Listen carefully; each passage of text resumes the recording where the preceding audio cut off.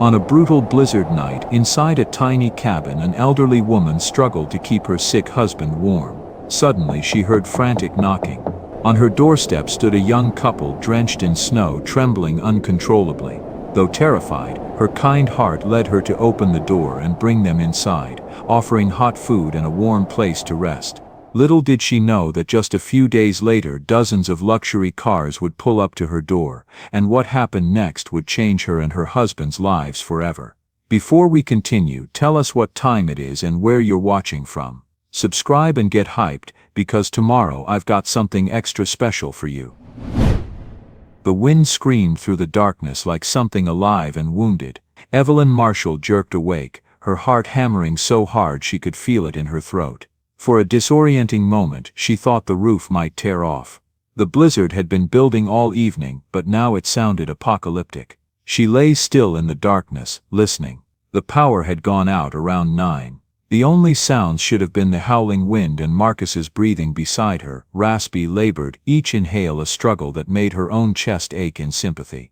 Then came another sound, faint at first, almost lost in the storm. Thump, thump, thump. Someone was at the door. Evelyn's breath caught. Her first instinct was pure, gut-deep terror. Nobody came out here at night. Nobody. The farmhouse sat a quarter-mile from the nearest neighbor, surrounded by woods and empty fields. In 72 years of living, she'd learned that unexpected visitors in the dark rarely brought good news. "Marcus," she whispered, her voice trembling. "Marcus, honey, you awake?" A groan came from beside her, then Marcus's voice, thick with sleep and pain. "What is it, Evie?" "Someone's at the door." The pounding came again, louder this time, more desperate, and then a voice, muffled by wind and snow but unmistakably terrified. "Please, please, somebody help us. Please." Marcus stirred, trying to sit up. Evelyn heard his sharp intake of breath, the pain that came with every movement these days. "Don't," she said quickly, placing a hand on his chest. "Don't try to get up. I'll go." "Evie, you can't just open the door." "I know, I'll be careful." She grabbed her threadbare robe from the hook by the bed. The good one had worn out 3 winters ago, and there'd been no money to replace it. Her hands shook as she tied it closed. She picked up the flashlight from the nightstand, tested it. The beam was weak, batteries dying, but it would have to do. The house was freezing. The wood stove in the living room had burned down to embers, and cold air seeped through every crack and gap in the old walls. Evelyn's breath misted in front of her face as she shuffled down the short hallway, her worn slippers barely protecting her feet from the icy floor. Evelyn's fear shifted, transformed into something else. That wasn't the voice of someone meaning harm. That was the voice of someone desperate, someone in genuine trouble.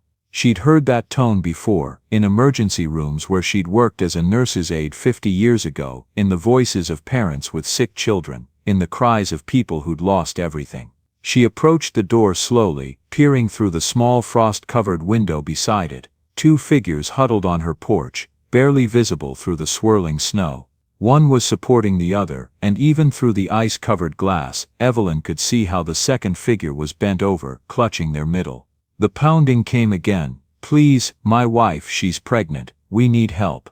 A man's voice, young, terrified. Evelyn's fear shifted, transformed into something else. That wasn't the voice of someone meaning harm. That was the voice of someone desperate, someone in genuine trouble.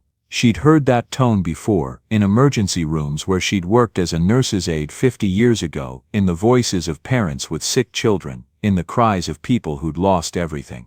She approached the door slowly, peering through the small frost-covered window beside it. 2 figures huddled on her porch, barely visible through the swirling snow.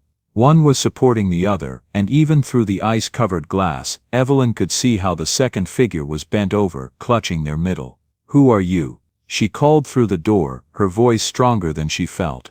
"My name is David Mitchell. Please, my wife Jennifer, we got stuck in the storm. Our car died. She's 9 months pregnant. Please, we just need to get warm." Evelyn's mind raced. This could still be a trick. She'd seen enough news stories about criminals who posed as victims. But 9 months pregnant? In this storm, what kind of person would turn away a pregnant woman? The answer came instantly. Not the kind of person Evelyn Marshall was, not the kind of person her mother had raised her to be. Not the kind of woman Marcus had loved for 53 years. She made her decision and threw open the door. The blast of Arctic air hit her like a physical blow, stealing her breath. Snow swirled into the house, and the two figures nearly fell across her threshold. Evelyn grabbed the woman's arm. She could feel the massive swell of pregnancy even through the frozen coat, and helped the man guide her inside. "Get in, get in," Evelyn shouted over the wind. "Quickly now." She slammed the door shut behind them, and suddenly the roar of the storm was muffled.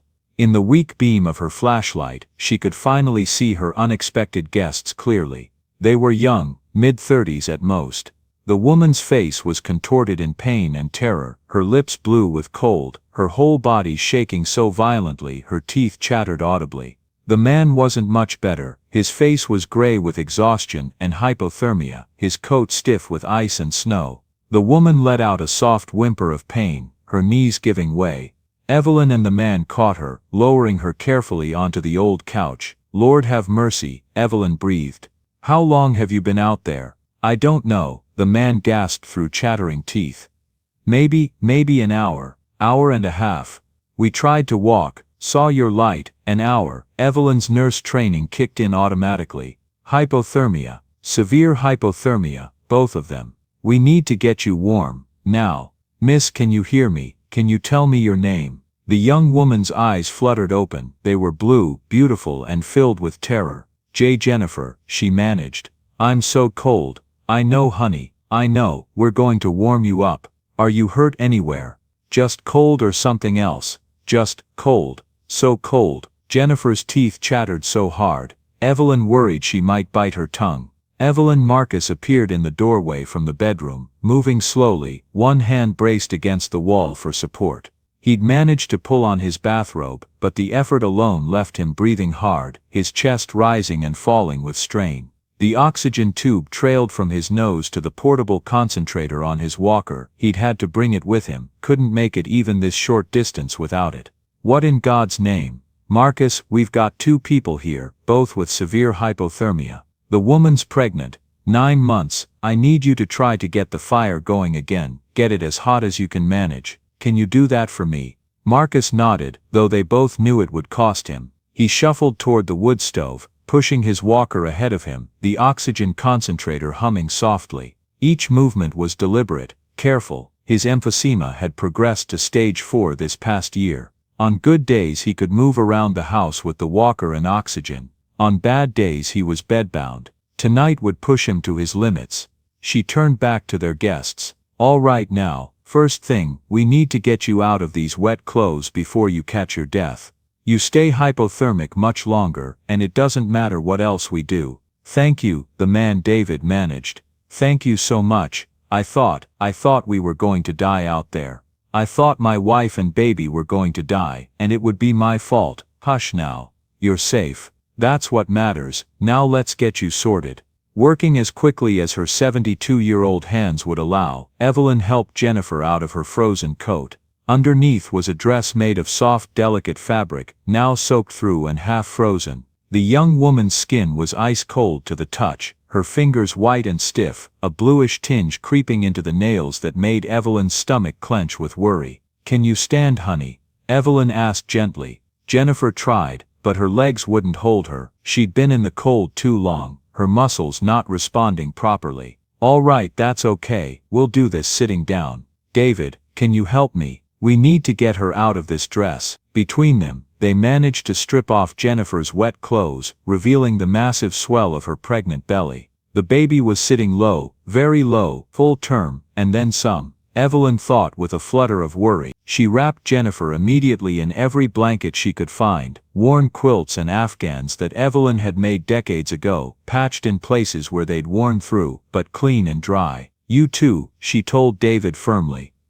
"Those wet clothes come off right now. Marcus, where's that old sweatshirt of yours?" "The gray one, closet by the bathroom," Marcus called back, his voice strained with effort as he fed wood into the stove. She could hear him wheezing, hear the pauses as he had to stop and catch his breath between each piece of wood. But he was doing it, stubborn man. Evelyn found the sweatshirt, and a pair of Marcus's old flannel pajama pants. She handed them to David, and pointed to the bathroom. Change in there. Everything off, everything dry. Your wet clothes go in the bathtub for now." When David emerged a few minutes later, he looked almost comical. Marcus had always been a big man, 6'2" and broad through the shoulders, even now diminished by his illness. The clothes hung oddly on David's smaller, slighter frame, the pants stopping mid-calf, the sweatshirt baggy in strange places and tight in others, but he was dry. And slowly, with the fire building and the blankets wrapped around them, both Jennifer and David stopped shaking quite so violently. Evelyn fetched more blankets, the last ones she had, and wrapped them around Marcus too. He'd collapsed into his recliner, having managed to get the fire going, but the exertion had cost him dearly. His face was gray, his breathing harsh and rapid even with the oxygen. His lips had a slight bluish tinge that made Evelyn's heart clench with fear. "You overdid it," Evelyn said softly, checking his pulse at his wrist. "Too fast, too irregular." She adjusted the oxygen flow slightly higher. "That was too much for you." "I'm fine," Marcus wheezed, but even those 2 words took effort. They needed help. "And you'll be no help to anyone if you collapse. You rest now. That's an order. Don't you dare try to get up again tonight." She turned back to their guests. Jennifer had stopped shaking, but she looked exhausted, dark circles under her eyes, her face pale with more than just cold. David sat beside her on the couch, holding her hand, and Evelyn could see the fear in his eyes, the terror of how close they'd come. "How did you end up out here?" she asked, keeping her voice gentle, conversational. Shock was a real risk with severe hypothermia. Best to keep them talking, keep them present and oriented. "We were driving from Connecticut to Virginia," David said. His voice was steadier now, though still shaky. "Jennifer's father, he had emergency heart surgery yesterday morning. We got the call at 6 a.m. We left right away, but then the storm warnings came, and we thought we could beat it. The GPS said this was a shortcut off the main highway, and then they closed Route 90, and we thought we could make it through before it got bad.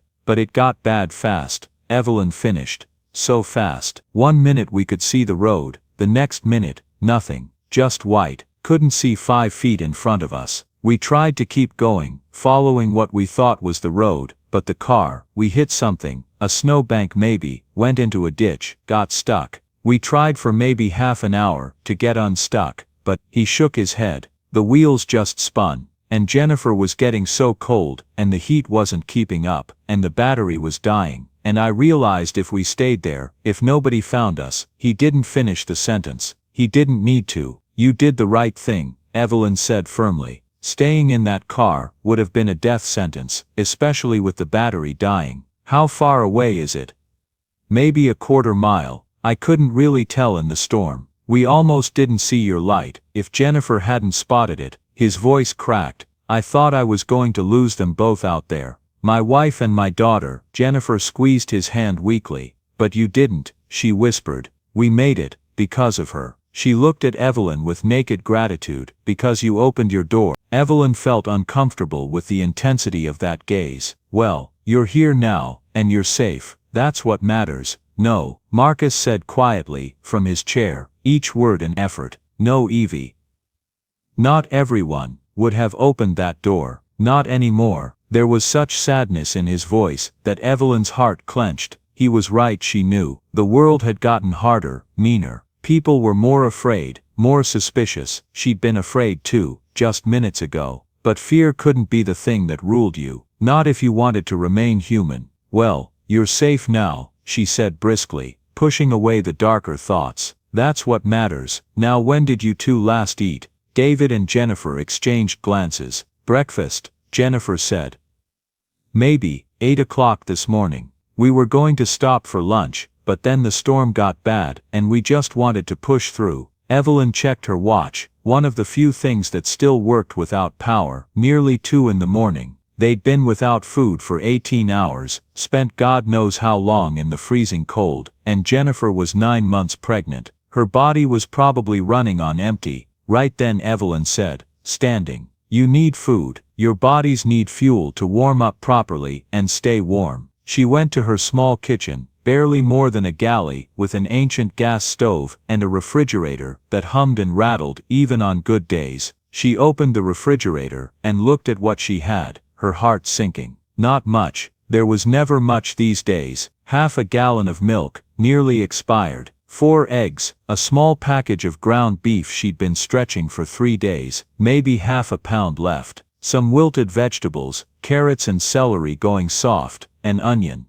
a bit of cheese, hard around the edges, some butter, a few potatoes in the bin under the sink. The groceries were supposed to last until Friday, 3 more days. After that, Marcus's disability check would come, and they could buy more. But these people needed food now, and there was no question in Evelyn's mind what she would do. She pulled out what she had, and started working. The gas stove still functioned when the power was out, thank God for small mercies. She lit it with a match, and got to work. Soup. She could make soup. She always could make something with almost nothing, a skill learned during harder times, honed over decades of making ends meet that refused to meet. She browned the ground beef with the onion, and some garlic from the jar in the cabinet, added water, and the vegetables, seasoned it with the dried herbs she kept in the cabinet. Herbs she'd grown and dried herself last summer, when the garden had actually produced something. Not fancy, but it would be warm and nourishing. It would help. As she worked, her mind wandered. These people, David and Jennifer Mitchell, there was something refined about them. She'd sensed it immediately, even through the ice and fear. The quality of their clothes, soft, even when soaked and stiff with cold. The way they spoke, measured, polite, educated. And Jennifer's jewelry, Evelyn had noticed when removing her wet things. Real diamonds, real gold, expensive things. They lived differently, that much was clear. Lives where you didn't have to think about stretching half a pound of ground beef across an entire week. But those questions didn't matter. What mattered was that they were here, they were in trouble, and she could help. That was enough. 25 minutes later, longer than it should have taken, but her arthritis was bad tonight. Her fingers stiff and clumsy, she ladled soup into mismatched bowls. The good dishes had broken years ago, replaced one by one with whatever she could find at yard sales. These bowls didn't match, had chips around the rims, but they were clean, and they held soup, and that was what mattered. Here, she said, handing bowls to David and Jennifer. It's not much, but it's hot, and it'll help. Jennifer took one spoonful, and her eyes widened. For a moment, she couldn't speak, couldn't process. Then this is, oh my God, this is incredible. Evelyn felt her cheeks warm with pleasure despite everything. It's just soup, honey, just what I had on hand. No, Jennifer said, taking another spoonful, closing her eyes as she tasted it. No, there's something about it. The flavor, the way everything comes together. How did you do this, with such simple ingredients? Practice, Evelyn said simply. Lots and lots of practice. David was eating too, and she could see the same amazement on his face. Mrs. Marshall, this is extraordinary. I've had expensive meals at fancy restaurants that don't taste this good. Oh, now you're just being kind, Evelyn said, but she was pleased. It had been so long since anyone had praised her cooking like this, really appreciated it. They finished eating in a more comfortable silence, the storm still raging outside, but distant now, held at bay by walls and warmth and unexpected kindness. After they finished eating, Jennifer insisted on helping with dishes, despite Evelyn's protests. They worked together at the sink, washing and drying with cold water since the electric water heater wasn't working, stacking the clean bowls carefully in the cabinet. You and Marcus, Jennifer said quietly. How long have you been married? 53 years this past June. That's wonderful, that's rare these days. We've had our share of troubles, Evelyn said softly, but we chose each other every day. That's what marriage is really. Choosing each other over and over again, even when it's hard, especially when it's hard. Eventually, Evelyn set up the couch for David, sheets and blankets that smelled faintly of lavender from the homemade sachets she kept in the linen closet. Jennifer would sleep in the bedroom, the only bedroom in the small house. Evelyn and Marcus would make do with chairs, maybe catch a few hours of sleep sitting up. I can't take your bed, Jennifer protested weakly. She was exhausted, could barely keep her eyes open, but guilt nagged at her. Yes you can, and you will, Evelyn said firmly. You're pregnant, you've been through trauma, and you need proper rest. Now come on. Doctor's orders. You're a doctor.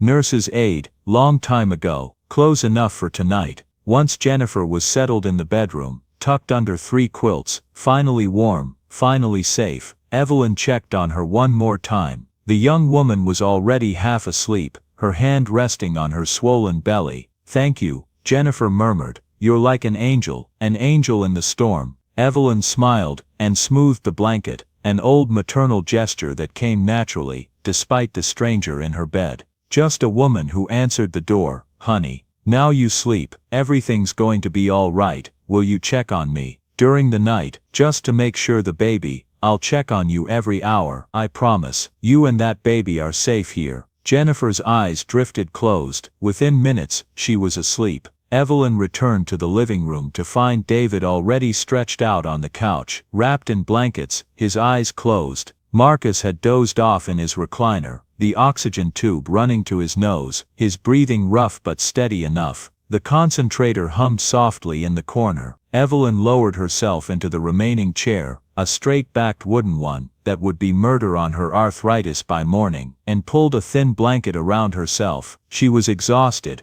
bone-tired in a way that went beyond physical. The adrenaline of the past hour was fading, leaving her shaky and emotionally drained. She looked around her small living room. 3 strangers sleeping under this roof tonight. She'd given away most of their food for the week, given up their bed, and would probably spend a painful night in this uncomfortable chair. And yet she felt, not regret, not resentment, just a quiet sense of having done the right thing, the necessary thing, the human thing. "Did good tonight, Evie." Marcus's voice came softly from his chair. She'd thought he was asleep. "We both did." "No, you did. I wish I could do more. Wish I wasn't so." He trailed off, but she knew what he meant. So useless, so weak, so diminished from what he'd been. "Marcus Thomas, you listened to me." Evelyn's voice was fierce but quiet. "You kept that fire going. You found them clothes. You were there, present, steady. That's not nothing, that's everything. You think I could have done this alone, scared as I was? No, I needed you there. I always need you there. I love you, Evie. I love you too, you stubborn old man. Now go to sleep, for real this time." She closed her eyes, but sleep wouldn't come. Her mind kept returning to their guests, to David and Jennifer Mitchell, with their expensive clothes and obvious wealth, stranded in a storm on their way to some family emergency. To the baby, still safe in Jennifer's womb, unaware of how close they'd all come to disaster. The wind howled outside, and Evelyn pulled her thin blanket tighter. Tomorrow the storm would pass. Tomorrow David and Jennifer would leave, returning to their lives. Tomorrow everything would go back to normal, her and Marcus, scraping by, getting through each day, waiting for whatever came next. But tonight, just for tonight, her house was full. Tonight she'd been needed. Tonight she'd made a difference, and somehow, that had to be enough. Evelyn woke to pale gray light filtering through frost-covered windows, and a pain in her neck that made her gasp. She'd fallen asleep in the wooden chair. God, what had she been thinking? And now every muscle in her back was screaming in protest. She moved carefully, stifling groans. 72 years old was too old to be sleeping in chairs. Her joints creaked as she stood, her arthritis making its presence known with sharp jabs of pain in her knees, her hips, her fingers. The living room was quiet. David still slept on the couch, one arm flung over his face, snoring softly. Marcus was awake in his recliner, watching her with concerned eyes. His color was better than last night, thank God, though his breathing was still labored. "You should have woken me up," he wheezed quietly. "Could have traded off, and have you sleeping in this torture device." "No thank you." Evelyn stretched carefully, wincing. "How are you feeling?" "Been better, been worse." The standard answer, but she could see the toll last night had taken, the deep exhaustion in his eyes, the way he winced when he breathed too deeply. "I'm calling Dr. Patterson today." "No arguments, Evie." "I said no arguments. You pushed yourself too hard last night, and we both know it. Better to check in with him before it becomes an emergency." She went to check on Jennifer, and found her still sleeping deeply, her breathing peaceful, one hand protective over her belly. In the gray morning light, Evelyn could see her properly for the first time, a beautiful young woman with delicate features, her blonde hair tangled from sleep. She looked so young to be so close to giving birth. Evelyn left her sleeping, and went to the kitchen to assess their situation. She opened the refrigerator and stared at the nearly empty shelves with a sinking feeling. 3 eggs left. She'd used one in the soup last night, maybe a quarter cup of milk, a tiny bit of cheese, some butter,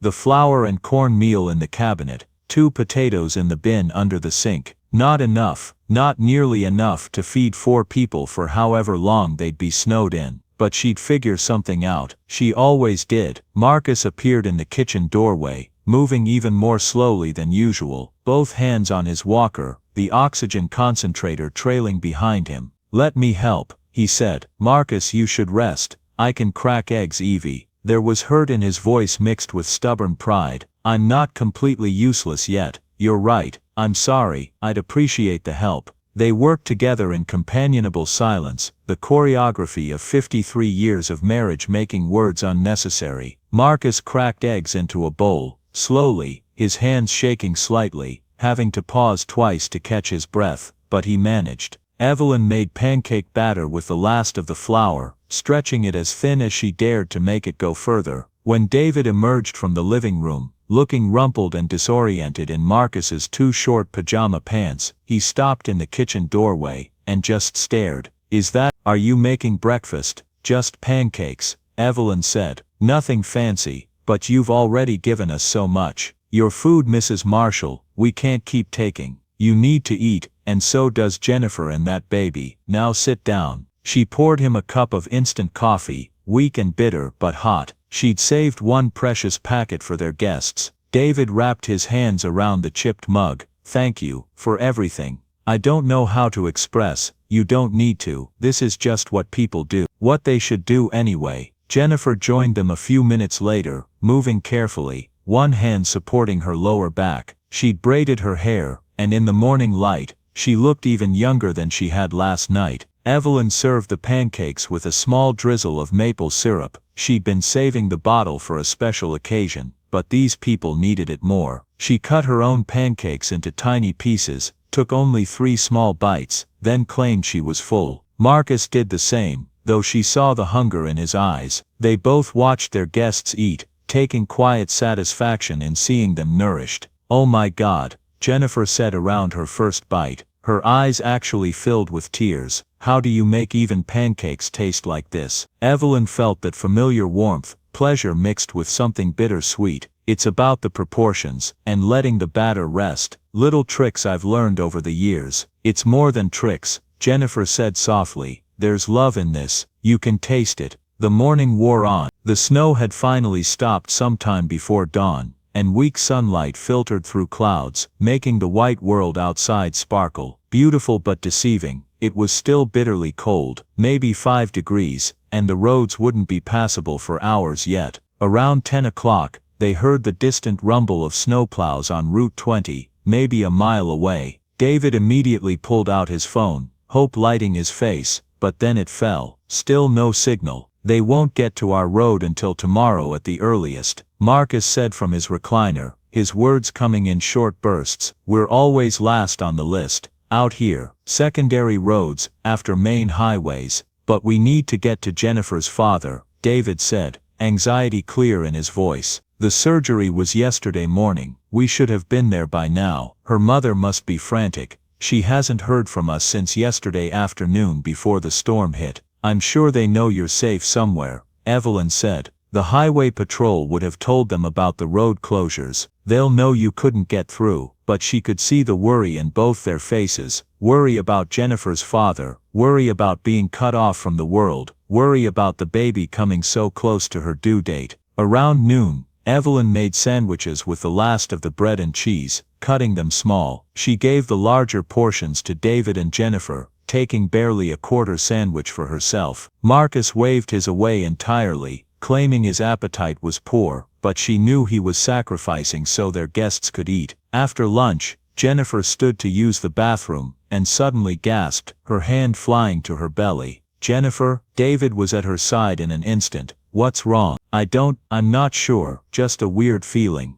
A tightening." She pressed her hand to her stomach, her face going pale. "Oh no, not now, please not now." Evelyn was beside her immediately, professional instincts overriding personal fear. She felt Jennifer's belly gently. It was hard, contracted. Does it hurt? Not really, just pressure. Tightness. It's probably nothing. Braxton Hicks, I've been having them for weeks. When did this one start? Just now, when I stood up. Okay, that's probably just your body reacting to all the stress from last night. But I want you to tell me if it happens again. All right. But 15 minutes later it happened again. Jennifer tried to hide it, but Evelyn saw the way her face tightened, the way she gripped the arm of the couch, the way she went very still until it passed. Jennifer. Another one. Jennifer admitted, fear creeping into her voice. Maybe 10 minutes apart. Evelyn and Marcus exchanged glances. Might be false labor. Evelyn said, keeping her voice calm though her heart was starting to race. Brought on by stress and the cold and everything you went through. Or, she paused. How far along did you say you were? 39 weeks and 5 days. Full term. More than full term. If this was real labor, it was time. And they were still stuck here, miles from any hospital, with no phone, no way to call for help. Dear God, Evelyn thought, please don't let this be real. Please let it stop. Okay, she said, keeping her voice steady. Here's what we're going to do. Jennifer, you're going to lie down and rest. Try to relax as much as you can. Sometimes that stops early labor. The body realizes it's not ready and things calm down. We'll time the contractions. If they get closer together or more intense, then we'll know it's progressing. And if it's real, Jennifer asked, terror clear in her voice now, if the baby's really coming. Evelyn felt her throat tighten. She'd assisted with deliveries 50 years ago, 4 of them, maybe 5, but she'd never been the primary person. She'd always been helping someone more experienced, someone who knew what they were doing. She'd seen births, yes, but she'd never managed one alone, and it had been 50 years. 50 years since she'd even thought about obstetric procedures, since she'd held a newborn still slick from birth. Then we deliver this baby, she said with far more confidence than she felt. Women have been having babies for thousands of years without hospitals, Jennifer. Your body knows what to do. And I've helped with deliveries before. We'll manage. But inside, her mind was screaming. What if something goes wrong? What if the baby's breech? What if the cord is around the neck? What if Jennifer hemorrhages? What if? Oh God, David said, his face going white. Oh God, this can't be happening. We're in the middle of nowhere, no power, no phone, no ambulance. Jennifer, we need to get you to a hospital. David, Evelyn's voice was sharp enough to cut through his panic. Getting worked up isn't going to help anyone. We're going to stay calm, we're going to time these contractions, and we're going to hope they stop. That's all we can do right now. Over the next hour, everyone's tension mounted. The contractions continued, 12 minutes apart, then 11, then 10 again. Regular, not stopping. Jennifer tried to rest on the couch, but fear and discomfort kept her alert, her hand constantly on her belly, her breathing quick and shallow. David paced like a caged animal, checking his phone every few minutes even though there was still no signal, going to the window to look for rescue that wasn't coming. Marcus sat quietly in his recliner, and Evelyn knew he was praying. His lips moved silently, his eyes closed, his weathered hands clasped together. He was asking God for help because there was nothing else he could do. And Evelyn tried to remember everything she'd learned 50 years ago, tried to picture the deliveries she'd assisted with, what the doctor had done, what she'd been told to prepare, what could go wrong. But the memories were hazy, incomplete. She'd been so young then, just there to help, not expected to know or remember everything. She gathered supplies with shaking hands, clean towels, all of them, even the ones with holes, scissors that she sterilized in boiling water, string she'd boiled as well, the small first aid kit from the bathroom cabinet. She wasn't even sure what she'd need, but she gathered everything she could think of. At 3 o'clock, Jennifer cried out, a sound of real pain this time. That one was different, she gasped, her face pale and sweating despite the cold. That one really hurt. Evelyn checked her watch. 8 minutes since the last contraction. They're getting closer together, she said quietly to Marcus. And stronger. Can you do it? He asked. Just as quietly, not should you but can you, because they both knew there was no choice. I don't know, Evelyn admitted, her voice barely a whisper. Marcus, I don't know if I remember enough. What if I do something wrong? What if I hurt them? You won't. You're the strongest, smartest, most capable person I know. Trust yourself, Evie. Trust what you learned. Trust your instincts. At 4:15, another contraction. 7 minutes. At 4:35, another. 6 minutes. Jennifer was crying now, gripping David's hand, fear and pain mixing in her eyes. At 5 o'clock, Jennifer's water broke. She looked up at Evelyn with wide, terrified eyes, and Evelyn saw her own fear reflected back at her. "It's happening," Jennifer whispered. "The baby's really coming. Oh God, the baby's coming and we're stuck here, and what if something goes wrong?" "Nothing is going to go wrong," Evelyn said, taking her hand. The lie came easily because Jennifer needed to hear it, needed to believe it. "Your baby has decided it's time to be born, and we're going to help that happen. We're going to get through this together, all of us." But as she looked at this young woman, so scared, so vulnerable, Evelyn sent up a desperate prayer. "Please God, please guide my hands. Please let me remember what I need to know. Please don't let me fail them. Please." The bedroom had become a delivery room, though it looked nothing like any hospital. Evelyn had covered the bed with every clean towel she owned, threadbare, some with stains that wouldn't come out no matter how many times she washed them, but clean. Her meager supplies were laid out on the dresser: the first aid kit, clean string, more towels, a receiving blanket she'd found in the back of the closet, yellowed with age but freshly washed. Jennifer lay on the bed, her face twisted in pain as another contraction hit. They were coming every 4 minutes now, each one stronger and longer than the last. Her hand clutched David's so hard his fingers had gone numb, and then beyond numb, but he didn't complain, didn't pull away. He just whispered encouragements, stroked her hair, tried to hide his own terror. "Breathe through it, honey," Evelyn said, her voice calm despite the fear churning in her gut. "In through your nose, out through your mouth. That's it, you're doing beautifully."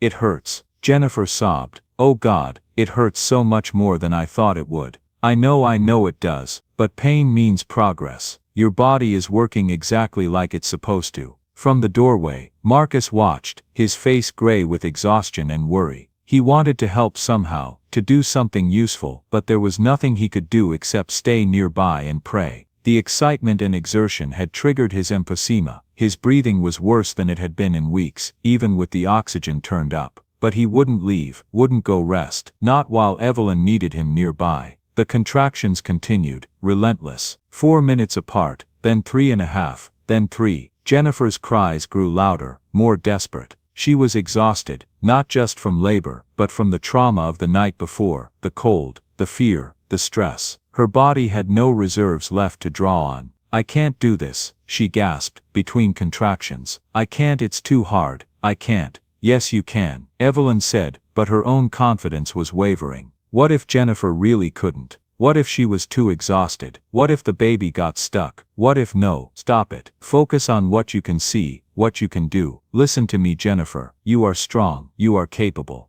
Your body knows exactly what to do, you just have to trust it." "But what if something goes wrong? What if the baby's in trouble and we don't know? What if—" "I'm monitoring you closely," Evelyn interrupted, hoping her voice didn't betray how little she actually knew about what was happening inside Jennifer's body. She had no fetal monitor, no way to check the baby's heart rate, no way to know if the baby was in distress. She was flying blind, relying on 50-year-old knowledge and desperate hope. "Everything looks good, you're doing everything right." Another hour passed. The sun was setting, painting the snow outside in shades of pink and gold, beautiful and completely irrelevant. The contractions were 2 minutes apart now, lasting longer, coming harder. Jennifer's screams filled the small house. Evelyn checked between Jennifer's legs, her hands gentle but her heart pounding. She could feel the cervix, fully dilated, she thought, though she wasn't entirely sure. It had been so long. Was it supposed to feel like this? She couldn't remember. But then she felt something else. The baby's head, definitely the baby's head, pressing down. Relief flooded through her so intensely she nearly cried. The baby was positioned right, not breech, not sideways, head down, the way it was supposed to be. That was one major complication avoided. "I need to push," Jennifer suddenly gasped. "Oh God, I need to push right now." Evelyn's mind raced. Was it time? Should Jennifer push? What if it was too early? But Jennifer's body was telling her to push, and wasn't that what she was supposed to trust? "Okay," she said, trying to sound confident. "Okay, Jennifer, on the next contraction, you push. Push as hard as you can." "I don't think I have the strength." "You do. You have more strength than you know." "David, get behind her, support her back, help her sit up more." That's it. Now Jennifer, when you feel the next contraction coming, you take the biggest breath you can, and you push with everything you have. Understand? Jennifer nodded, tears streaming down her face. She was terrified and in more pain than she'd ever imagined possible, but she trusted this woman, this stranger, who'd opened her door in a storm, who'd shared her last food, who was now guiding her through the most terrifying moment of her life. The contraction came. Jennifer pushed, screamed, pushed harder. Good. That's good. Evelyn stared between Jennifer's legs, trying to see if anything was happening. Was that more of the head? She thought so but wasn't sure. Again, just like that. Another contraction, another push, and another, and another. 30 minutes passed. Jennifer was weakening. Evelyn could see it. Each push was less forceful than the last. The exhaustion was overwhelming her, draining her of the strength she needed to bring her baby into the world. I can't, Jennifer sobbed. I can't do it anymore. I'm too tired. I can't. Yes you can, Evelyn said, but panic was starting to set in. What if Jennifer really couldn't? What if she was too exhausted to finish? What if Evelyn had to use forceps? Except she didn't have forceps, didn't know how to use them, couldn't. Jennifer, Marcus's voice came from the doorway, weak and wheezing but firm. You can do this. You have to. That baby needs you. Your husband needs you. Don't give up now, not when you're so close. Jennifer looked at him, this old man struggling to breathe, who'd pushed himself beyond his limits to help them, who was still here supporting them, even though it was clearly hurting him. And something in his words, in his presence, gave her new resolve. Okay, she whispered. Okay, I'll try. The next contraction came. Jennifer pushed with everything she had left, every ounce of strength, every bit of determination, every particle of love for this child she hadn't met yet. And suddenly Evelyn could see the top of the head, actually see it. Dark hair, matted and wet, but there, real. The baby was coming. I can see the head. Evelyn's voice cracked with emotion and relief. I can see your baby, Jennifer. One more big push. Just one more. Jennifer gathered herself. One more push. She could do one more push. For her baby. For David. For her father lying in a hospital bed in Virginia. For Evelyn and Marcus who'd saved them. For herself. The contraction built. Jennifer pushed with a force that came from somewhere beyond herself, somewhere primal and ancient. And then the head was out. The whole head, in Evelyn's hands, wet and warm and alive. The head's out. Evelyn cried. Wait, don't push for a second. Let me check. Her hands shaking, she checked around the baby's neck. No cord, thank God, no cord wrapped around. One more major complication avoided. Okay, one more push, Jennifer. One more, and your baby will be here. Jennifer pushed. Evelyn guided the shoulders, first one, then the other, and suddenly the entire baby slipped out into her hands, in a rush of fluid and blood, and then crying. A baby's cry, thin and reedy but unmistakably alive, unmistakably healthy. It's a girl. Evelyn's voice was thick with tears, tears of relief and joy, and overwhelming gratitude that it had worked, that they'd done it, that mother and baby were both alive. You did it, Jennifer. You have a daughter. The baby was tiny, covered in vernix and blood, but perfect. 10 fingers, Evelyn counted quickly, her hands trembling. 10 toes, good strong lungs based on the crying, pink skin, good color, moving all her limbs, eyes squeezed shut, mouth open in an indignant wail. Evelyn worked quickly, her hands shaking but functioning. She cleared the baby's airway with a clean cloth. Remember this? Yes, she remembered this. She clamped the umbilical cord with clean string in 2 places, a few inches apart. Yes, that's right. And cut between them, with the sterilized scissors. She wrapped the newborn in the old receiving blanket, and placed her on Jennifer's chest. Hi, Jennifer whispered, tears pouring down her face. Hi baby. Hi my beautiful girl. I'm your mama. I'm your mama. The baby screaming moments ago quieted at the sound of her mother's voice. Dark eyes opened, unfocused but searching. A tiny hand reached out, fingers spreading. David leaned over them both, his whole body shaking with sobs. She's perfect, he choked out. Jennifer, she's perfect. You're perfect. You did it. Evelyn backed away quietly, giving them this moment. Her hands were shaking violently now, her legs barely holding her up. The adrenaline crash was hitting hard. She'd done it. By the grace of God, and 50-year-old memories, and sheer desperate determination, she delivered a healthy baby, but she wasn't done yet. In the doorway, Marcus met her eyes. Tears streamed down his weathered face, and he was smiling, actually smiling, despite the obvious effort it took him to breathe. "You did it, Evie," he whispered. "Lord have mercy, you actually did it." She went to him, and he wrapped one arm around her. He needed the other on his walker to stay upright, but it was enough. "I was so scared," she admitted against his shoulder. "If anything had gone wrong, but it didn't. You did everything right. You saved them both. We got lucky. We got so incredibly lucky. Maybe, or maybe you're better than you give yourself credit for." But Evelyn knew the truth. They'd been extraordinarily lucky. If there had been any complications, breech presentation, cord prolapse, shoulder dystocia, hemorrhage, she would have been helpless. Mother and baby could have died, and there would have been nothing she could do. The thought made her feel sick, but she pushed it away. They were safe. That's what mattered. She pulled away from Marcus and got back to work. Over the next half hour, she delivered the placenta, checking carefully to make sure it was intact, that nothing had been left behind that could cause infection or bleeding. She checked Jennifer for tearing. There was some second degree, she thought, but not severe. Nothing that required stitches she wouldn't have known how to do anyway. She monitored for hemorrhaging. There was bleeding, but within what seemed like normal limits, slowing as it should. She checked the baby more thoroughly. Reflexes good, breathing clear and regular, temperature stable as long as she stayed skin to skin with her mother. A healthy weight, maybe 7 pounds, Evelyn estimated, hefting the baby carefully, full term and perfect. "What will you name her?" Evelyn asked softly, once everything had calmed down, once Jennifer had delivered the placenta and the baby was nursing contentedly, her tiny mouth working instinctively. David and Jennifer looked at each other, something passing between them without words. "We had names picked out," Jennifer said. "But they don't seem right anymore. They don't fit what happened, what she survived, what you did for us."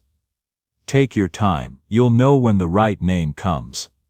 "No," David said slowly. I think we know now." He looked at Evelyn. "We'd like to name her Grace. Grace Evelyn. Grace for what you showed us, the grace of kindness, of opening your door, of helping strangers when you had every reason not to. And Evelyn for you, for the woman who brought her into this world, if that's okay with you." Evelyn felt tears threaten again, and blinked them back hard. That's beautiful. I'm honored, truly honored. Grace Evelyn Mitchell," Jennifer said, looking down at her daughter. "It's perfect." Evelyn left them alone, and returned to the living room, where Marcus waited. She sank into her chair, that same uncomfortable wooden one, and closed her eyes, suddenly so exhausted she could barely think. "You need to eat something," Marcus said. "There's nothing left. We gave them everything. There's a little soup, from last night, maybe half a cup. I saved it for you. Marcus, you need that more than I'm not hungry, and you just delivered a baby. You eat, that's an order."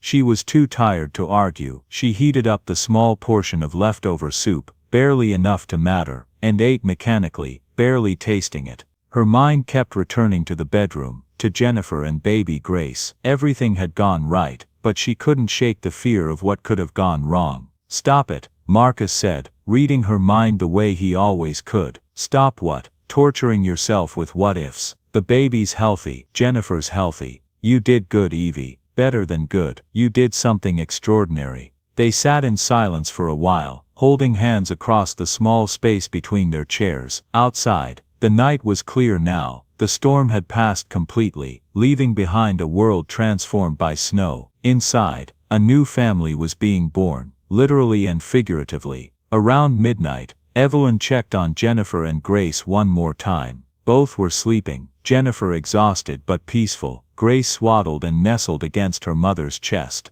David sat in the chair beside the bed, unable to sleep, unable to stop staring at his daughter. "Thank you," he said, when Evelyn entered. His voice was rough with emotion. "Thank you doesn't even begin to cover it. You saved my daughter's life. You saved my wife's life. You delivered my child with your own hands when you didn't have to, when most people would have been too scared to try. I will never ever forget what you did tonight. Never." "You don't need to thank me," Evelyn said, though even as she said it, she knew it wasn't entirely true. She did need to hear it, needed to know that this terrifying, overwhelming night had mattered. This is just what people should do for each other. But they don't. Most people don't. David's voice was fierce. "And when we get back home, when everything settles down, I'm going to find a way to thank you properly, to show you what this meant to us. We'll talk about that when the time comes," Evelyn said gently. "Right now, just be with your family. That's what matters. That's all that matters." She left them, and went back to the living room.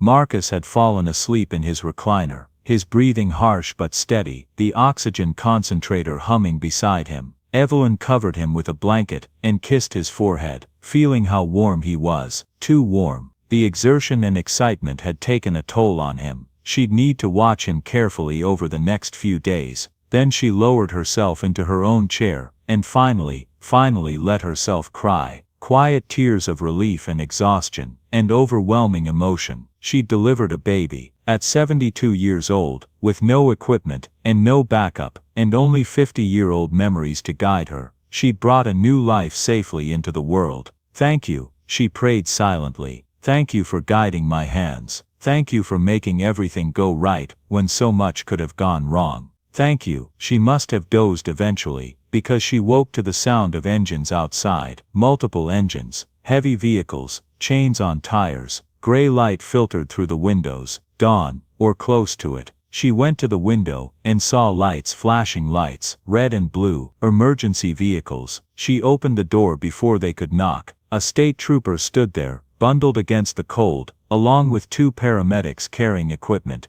"Mrs. Marshall." The trooper looked surprised to see an elderly black woman in a threadbare robe. "I'm Trooper Daniels. We've been searching for David and Jennifer Mitchell. Their family reported them missing around 9 p.m. yesterday. We've been trying to reach this area all night. The road just got cleared." "Are they here?" "They're here," Evelyn said. "They're safe. Both of them. All 3 of them, actually. Mrs. Mitchell went into labor. The baby was born around 8 o'clock last night." The trooper's eyes widened. "You delivered a baby, here, during the blizzard. Didn't have much choice in the matter. The baby decided it was time." The paramedics moved quickly past her, heading for the bedroom with their equipment. Evelyn followed, watching as they examined Jennifer and baby Grace, checking vital signs, asking questions, making notes. Professional competence in action, making what Evelyn had done seem crude and improvised by comparison. "Mrs. Marshall," one of the paramedics said, after several minutes, looking up at her with genuine respect. "You did an excellent job. Everything looks perfect. Mother and baby are both healthy and stable. You likely saved their lives by delivering the baby when you did. If Mrs. Mitchell had tried to hold off until we could get here, if she'd been in active labor for hours longer, well, exhaustion and complications become much more likely." Evelyn felt her knees go weak with relief. They were really okay. She hadn't missed anything important, hadn't made any critical mistakes. Within an hour, Jennifer and Grace were loaded into the ambulance, just as a precaution, to get them checked out at the hospital. David rode with them, but before he left, he pulled Evelyn aside, while the paramedics were securing Jennifer's stretcher. "Mrs. Marshall," he said, his voice low and urgent, "I meant what I said. I will never forget this, never, and I'm going to make sure you know that. You don't owe us anything." "Yes, I do." His voice was fierce. "I owe you everything." And then he was gone, climbing into the ambulance, the doors closing, the vehicle pulling away carefully down the snow-packed road. Evelyn stood on her porch, watching them go, Marcus beside her. He'd insisted on coming out, despite the cold, despite his weakness. The morning air was brutally cold, maybe 0 degrees, and it bit through her thin robe, but she didn't move. "Think we'll ever see them again?" Marcus asked quietly, his words coming in short puffs of vapor. "I don't know," Evelyn admitted. "People mean well in the moment, but once they get back to their lives," she shrugged. "It's all right. We did what we needed to do. That's what matters." They went back inside, back to their quiet house, that suddenly felt very empty. Back to their life of scraping by and making do. But something had changed. Something Evelyn couldn't quite name yet. She'd forgotten, in the years since the restaurant closed, what it felt like to be truly needed, to use her gifts, to make a real difference in someone's life. And now she remembered, and the remembering hurt almost as much as it healed. 6 weeks passed, 6 weeks of returning to the familiar rhythm, the rhythm of poverty and illness and quiet desperation. The disability check came and went. They bought groceries, counting every penny. They paid what bills they could, let others slide another month. Marcus's condition had worsened since that night. The exertion of helping during the storm had triggered something, and he'd never quite recovered. He spent most days in his recliner. Now, the oxygen turned up higher than before. His breathing labored even at rest. His appetite had disappeared almost entirely. He slept more and more, sometimes 16-18 hours a day. Evelyn knew what she was watching. She'd seen it before, in her years as a nurse's aide, the slow decline, the body giving up, piece by piece. She tried not to think about it, tried to focus on each day, each moment they still had together. And she tried not to think about David and Jennifer and baby Grace, tried not to feel disappointed that 6 weeks had passed with no word, no call, no letter, nothing. Of course there'd been nothing. They'd returned to their wealthy lives, their real lives, and the poor old couple in the farmhouse had become a story they'd tell at dinner parties. Remember that crazy night during the blizzard? Can you believe we actually had to deliver our baby in some random person's house? Wild, right? It was Tuesday afternoon, overcast and cold, when Evelyn heard the first vehicle. She was in the kitchen, trying to figure out how to make dinner from half a can of beans and 2 carrots, when she heard the engine sound. Not the usual sound of a car passing on the main road, but closer, coming up their driveway. She went to the window, and saw a black SUV pulling up to the house, expensive looking. Not a vehicle she recognized. Her first thought was repo men. Had they finally come for the house? But the mortgage was paid off, one thing they owned free and clear. Then the driver's door opened, and David Mitchell stepped out. Evelyn's breath caught. 6 weeks, and here he was. He looked different than he had that night, dressed in nice clothes, well rested, healthy. But his face was serious as he approached the house. Before Evelyn could move, she heard another engine. Then another. She looked down the driveway, and her heart stopped. Cars, so many cars, SUVs, sedans, even a few moving trucks. They were coming up the driveway in a line, one after another. 5 vehicles, 10, 15, 20. Marcus, she called, her voice shaking. Marcus, wake up, something's happening. Marcus stirred in his recliner, confused and disoriented. What is it? I don't know. David's here, and he brought an army. She opened the door just as David reached the porch. Behind him, the convoy of vehicles was pulling up, filling their small yard, parking along the driveway. Doors opened. People got out, dozens of people, maybe 50 or more, and they were carrying things, boxes, equipment, medical supplies. Mrs. Marshall, David said, slightly out of breath. I'm sorry to arrive without warning. I know this must seem, what's going on? Evelyn asked, bewildered. Why are all these people? Mrs. Marshall, Mr. Marshall needs medical attention. Right now, I can see it from here. David's voice was urgent. How long has he been this bad? What? How did you? I called your neighbors. Mrs. Henderson down the road. She told me he's been declining for weeks, that you've been trying to manage on your own, that you can't afford the hospital. David turned and gestured to someone. That's why I brought Dr. Richardson. He's a pulmonologist, one of the best in the country. And we have a full medical team. They're going to examine Mr. Marshall right now, and if he needs to go to the hospital, we're taking him. No arguments. We can't afford. Evelyn started. You're not paying for anything. David interrupted firmly. Everything is taken care of. Everything. Now please let my people help him. Before Evelyn could process what was happening, a man in his 50s was at the door, professional, carrying a medical bag. Mrs. Marshall, I'm Dr. Richardson. May I examine your husband? Evelyn stood frozen, overwhelmed. This couldn't be real. This couldn't be happening. Evie. Marcus's voice came from his recliner, weak but steady. Let them help. Please. Dr. Richardson moved past her to Marcus, immediately checking vital signs, listening to his breathing, asking questions. His expression grew grave. 2 minutes later he looked up at David. We need to transport him immediately. His oxygen saturation is critically low. He's in respiratory failure.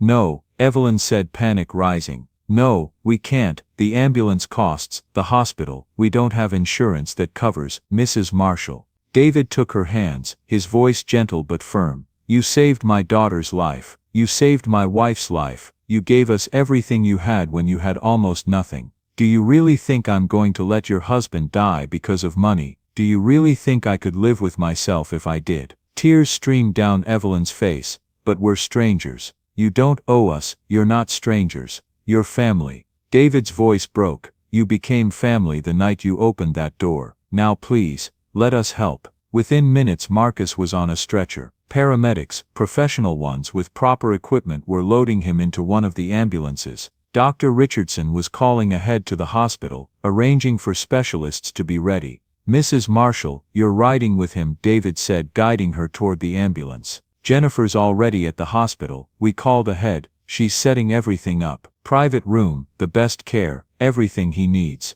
"I don't understand," Evelyn whispered. "Why are you doing this?"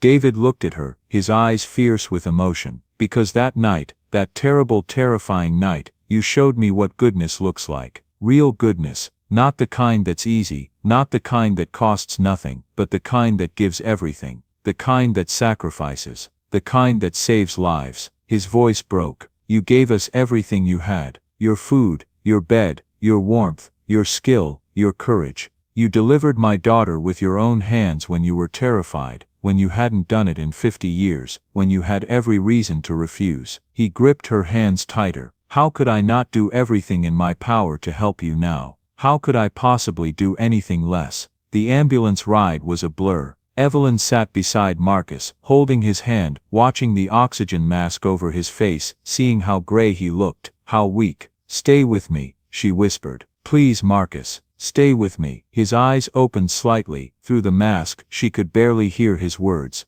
"Love you, Evie. Always loved you. I love you too, so much. So much." The hospital was ready when they arrived. Dr. Richardson and a team of specialists whisked Marcus away immediately to the ICU. Someone said, to stabilize him, to run tests, to figure out exactly what they were dealing with. Evelyn stood alone in the hallway, lost and terrified, until Jennifer appeared. "Evelyn," Jennifer said, and wrapped her arms around her. "It's going to be okay. We have the best doctors, the best equipment. They're going to take care of him." "I can't afford this," Evelyn sobbed against her shoulder. "The ICU, the specialists, the treatment, I can't." "You're not paying for any of it," Jennifer said firmly. "Everything is covered. Everything. I've already handled it. You just focus on Marcus. That's all you need to think about." Hours passed. Evelyn sat in a private waiting room that Jennifer had arranged, nothing like the crowded, chaotic public waiting areas she was used to. This room had comfortable chairs, coffee, snacks, a window with a view of the hospital grounds. David came and went, making phone calls, coordinating things. Jennifer stayed, holding Evelyn's hand, bringing her food she couldn't eat, coffee she couldn't drink. Finally, Dr. Richardson emerged. His face was serious but not hopeless. "Mrs. Marshall, your husband is stable for now. We've got him on high-flow oxygen and medication to help his breathing. He's very ill, his emphysema is end stage, and there's been some cardiac involvement as well. But he's not in immediate danger of dying." Evelyn felt her knees go weak with relief. "Can I see him?" "Of course. He's awake and asking for you." The ICU room was like nothing Evelyn had ever seen. Private, quiet, filled with state-of-the-art equipment. Marcus lay in the bed, oxygen flowing through a mask, monitors beeping softly, but his eyes were open and clear. "Hey Evie," he whispered through the mask. "Hey yourself." She took his hand, careful of the IV line. "You gave me quite a scare. Sorry about that." He managed a small smile. "Guess I picked a good day to have a crisis." David showed up, just in time. That's one way to put it. Evelyn wiped her eyes. "Marcus, they won't let us pay for any of this. David says it's all covered." "Good," Marcus wheezed. "Don't argue, let them help. We helped them, now they're helping us. That's how it should work." Dr. Richardson appeared in the doorway. "Mrs. Marshall, can I speak with you for a moment?" Out in the hallway, the doctor's expression was grave. "Your husband's condition is serious. End-stage emphysema, congestive heart failure, significant respiratory compromise. Without treatment, he has perhaps weeks, maybe a month or two at most." Evelyn's world tilted. She'd known Marcus was bad, but hearing it stated so clinically, made it real in a way it hadn't been before. "However," Dr. Richardson continued, "there are options. With aggressive treatment, medications, oxygen therapy, possibly some procedures, we could extend his life significantly. Give him more time, maybe 6 months, maybe a year, possibly even longer with good management. But the cost is not your concern, Dr. Richardson said firmly. Mr. Mitchell has made it very clear that cost is not a factor. He wants your husband to have every possible treatment, the best possible care. He's already arranged for everything to be covered, not just this hospitalization, but all future care. Medications, equipment, home health aides if needed, everything. Evelyn couldn't speak, couldn't process. The question is not whether you can afford it, Dr. Richardson said gently. The question is whether you want us to pursue aggressive treatment, whether your husband wants that. I need to talk to him, of course, take all the time you need. Back in the room, Evelyn sat beside Marcus's bed and told him everything, about the treatment options, about David covering all the costs, about the possibility of more time together. Marcus listened, his eyes closed, breathing through the mask. When she finished, he was quiet for a long time. What do you want? He finally asked, his voice barely audible. I want more time with you, Evelyn admitted. I know that's selfish, but I do. I want more mornings, more conversations, more time. Then that's what we'll do, Marcus said. Whatever they recommend, we'll try it, because I want more time with you too. Whatever time we can get. Evelyn kissed his forehead, tasting salt and soap and the smell that was uniquely Marcus. I love you too, Evie, always have, always will. Over the next week, Marcus underwent a battery of tests and treatments, medications to reduce the fluid around his heart, procedures to improve his oxygen capacity, physical therapy to strengthen his breathing muscles. The doctors worked methodically, addressing each issue, stabilizing him, giving his body the support it needed, and slowly and possibly, he improved. Not back to what he'd been, that was gone, lost to the relentless progression of his disease, but better than he'd been in months. His color improved, his breathing eased, he could stay awake for longer periods, could hold conversations without gasping for air between every word. It's remarkable, Dr. Richardson told Evelyn a week into the hospitalization. I won't lie to you, he's still very ill. This disease will still progress, but with proper management and care, he could have good quality of life for several more months, possibly even a year or more. Evelyn felt tears of gratitude stream down her face. Time. They'd bought time. Throughout the week, David and Jennifer visited daily. They brought baby Grace, now 7 weeks old, chubby and alert and beautiful. Marcus held her carefully, his eyes filling with tears as he looked at this child, whose life he'd helped save, who'd been born in his bedroom, who carried Evelyn's name. She's perfect, he whispered, just perfect. It was during one of these visits, with Marcus stable and improving in his hospital bed, that David finally brought up what he'd come to say. Mrs. Marshall, he began, there's something I need to talk to you about, something I've been planning for the past 6 weeks. Evelyn looked at him warily. David, you've already done so much. The hospital bills, the treatment, that's not charity. David interrupted. That's gratitude. That's the bare minimum of what you deserve, after what you did for us. He paused. But I want to do more. I want to do something that honors not just what you did that night, but who you are, what you're capable of. He pulled out a folder from his bag. I've been doing research, talking to your neighbors, people in town, your former customers from Evelyn's kitchen. Do you know what they all said? They said your food was the best they'd ever tasted, that your restaurant was special, that when it closed, something important was lost from this community. That was a long time ago, Evelyn said softly. It was 7 years ago, and you're 72, still young enough, still capable enough, to do it again. David opened the folder. I want to help you open a new restaurant, a better one.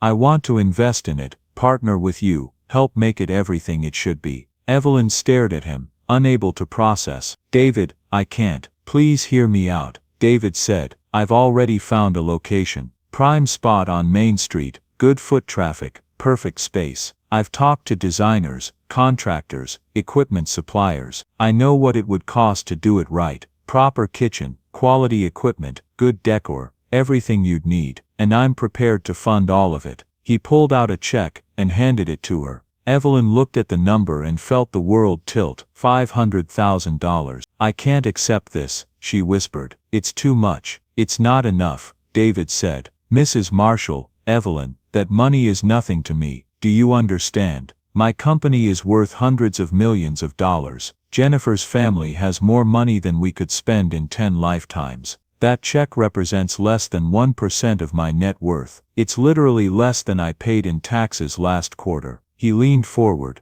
But to you, it could be everything. It could mean opening a restaurant, using your gifts again, feeding people the way you're meant to, creating something beautiful that will outlast all of us. Why? Evelyn asked, tears streaming down her face. Why would you do this? Because 6 weeks ago, I was about to lose my family, David said simply. My daughter, my wife, both of them could have died in that storm. And the only reason they're alive is because one woman chose to be kind, chose to help, chose to give everything she had to save strangers. His voice grew fierce. I have all this money, Evelyn, more money than I know what to do with. And what's the point of having it if I don't use it to do something good, to help someone who actually deserves it, to create something that matters? From the hospital bed, Marcus spoke up, his voice stronger than it had been in weeks thanks to the treatment. Take it, Evie, take it, and open the restaurant. Do what you're meant to do. But Marcus, I should be taking care of you. The best care you can give me is being happy. Marcus said,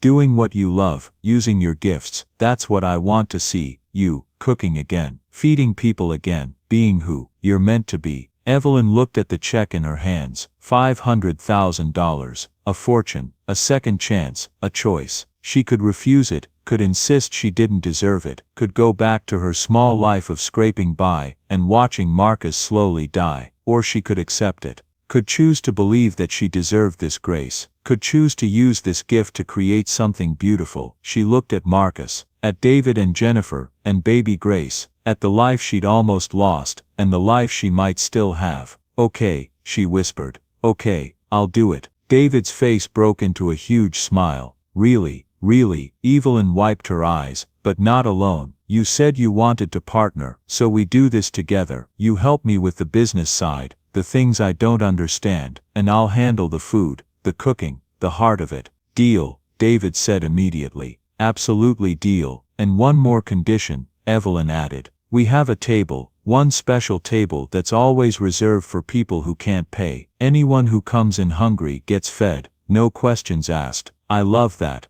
Jennifer said. We should call it Grace's table, for the baby, for the Grace you showed us. Grace's table, Evelyn repeated, testing the name. Yes, that's perfect. Over the next 2 weeks, Marcus continued to improve under the doctor's care. The aggressive treatment was working, giving him energy he hadn't had in months, giving him time he'd thought he'd lost. And Evelyn began planning. David brought architects and designers to the hospital, and they'd gather in Marcus's room to discuss layouts and equipment and concepts. Marcus participated from his bed, offering opinions, making suggestions, being part of the creation of something beautiful. This is good, he told Evelyn one evening after everyone had left. This is what I wanted, to see you happy again, to see you using your gifts, to know that even after I'm gone, you'll have something you love. You're not going anywhere, Evelyn said fiercely. We're going to have time, Marcus, real time, and you're going to see the restaurant open. You're going to be there, I promise. And she meant it. For the first time in years, she had hope. Real hope, not just for survival, but for something more, for life, for purpose, for Grace. 11 months later, on a crisp January morning, Grace's table opened its doors. Marcus was there, sitting in a wheelchair. He'd needed it for the past few months as his mobility declined, but there, wearing his best suit,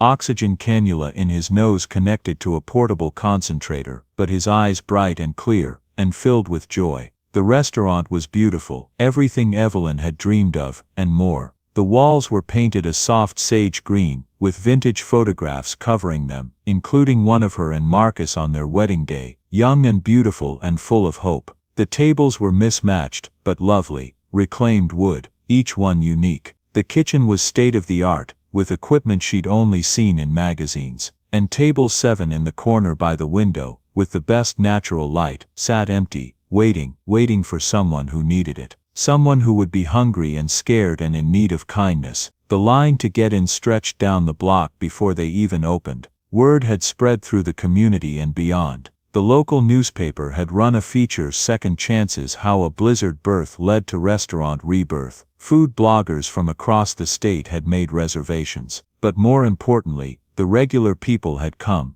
The factory workers and teachers and nurses and mechanics. The people who'd loved Evelyn's kitchen all those years ago and had mourned when it closed. They'd come back. Evelyn worked the kitchen that first day, her hands moving with the muscle memory of 50 years of cooking, creating dishes that were technically perfect and spiritually nourishing all at once. Fried chicken marinated for 24 hours, collard greens cooked low and slow, mac and cheese that made people close their eyes and smile, cornbread that tasted like home, peach cobbler that had people asking for the recipe, and new dishes too, things she'd been dreaming about for years. Butternut squash soup with sage brown butter, braised short ribs that fell off the bone, lemon chess pie that was both tart and sweet. Marcus sat at his special table near the kitchen, greeting people, talking with customers, being part of the community they were creating. David and Jennifer came, with Grace, now 11 months old, crawling everywhere, curious about everything.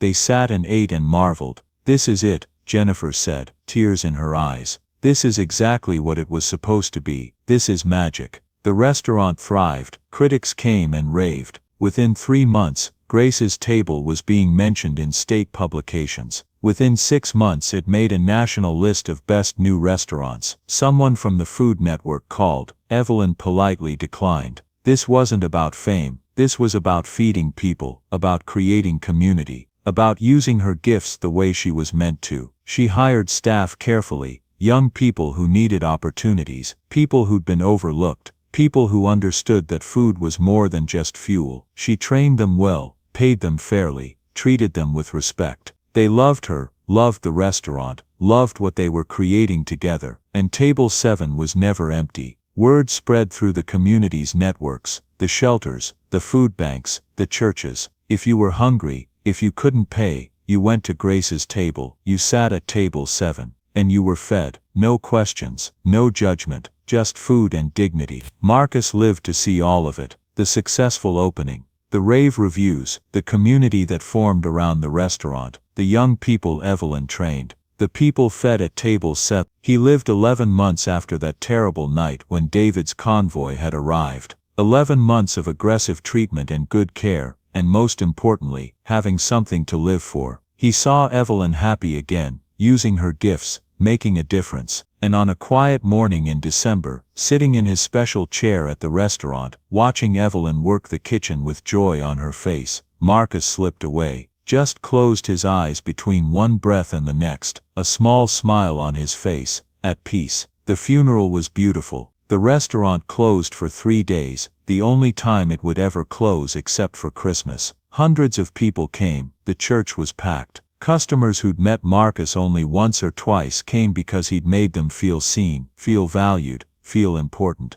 Evelyn gave the eulogy. She talked about 53 years of marriage, about choosing each other every day, about how Marcus had supported her dreams even when they'd had nothing, about how he'd pushed her to accept David's gift, to open the restaurant, to live again. "He died happy," she said, her voice steady despite the tears. "He died knowing we'd created something beautiful together, that our story didn't end in loss and poverty, but in grace and generosity, and second chances. He died knowing that one act of kindness, opening our door on a terrible night, had come back to us 100-fold. After the funeral, Evelyn returned to the restaurant. David and Jennifer tried to convince her to take more time off, but she refused. "This is where I need to be," she said. "This is what Marcus would want, for me to keep going, to keep cooking, to keep feeding people." So she went back to work, and in her grief she found purpose. In her loss, she found meaning. 4 years after Grace's table opened, Evelyn Marshall stood in her restaurant on a snowy December evening and looked around at the controlled chaos of the dinner rush. Every table was full. Laughter and conversation filled the air. The smell of good food and the warmth of community surrounded her. She was 76 now, moving slower, tiring more easily, but still sharp, still capable, still pouring her heart into every dish.